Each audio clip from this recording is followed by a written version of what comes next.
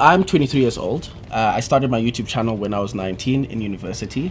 I think I found YouTube one day. I was on YouTube watching music videos and I found these people who were talking to the camera like this, and I was like, this is the strangest thing I have ever seen.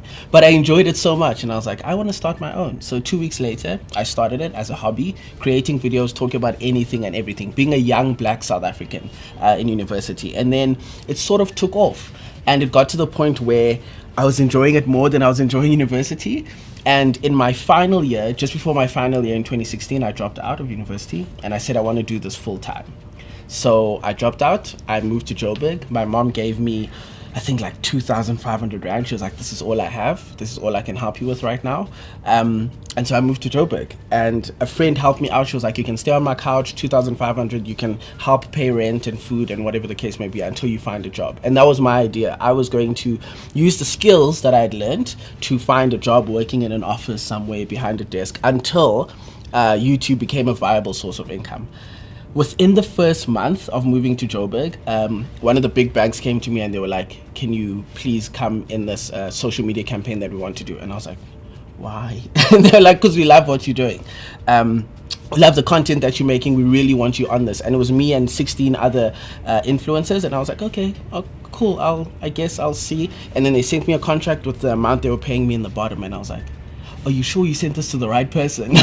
Are you sure that this is for me? I could not believe it. And I literally sent it back. I was like, no, that's not, I think you sent me the wrong person. No, they were like, yeah, this is you. This is how much we're paying you for this is what the value we see in having you working with us. And that was an incredible moment for me because I didn't realize that I had monetized myself. I was the business.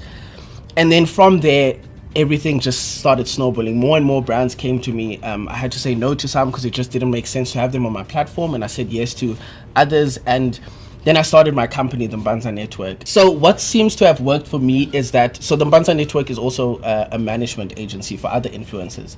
And my big aim, because I know that there are a lot of influencers and a lot of YouTubers, but people just don't know how to make the money. So my idea was, come here. I know the business of YouTube now. I can help you make the money. So I've managed to create jobs for other people who thought they were doing this just as a hobby. So I'm a fairly new entrepreneur, but I have stumbled quite a bit. I think the one thing that a lot of us get wrong, especially in my industry, is we don't value ourselves as much as we should. I know, so the way I work is 90% of the time an agency will come to me because they've received a brief from a brand, and then the agency will choose people and I'll be one of the people that they choose. And if we're being 100% honest, the money coming from the brand to the agency, and then by the time it gets to me, has been filtered down so much that there's nothing here.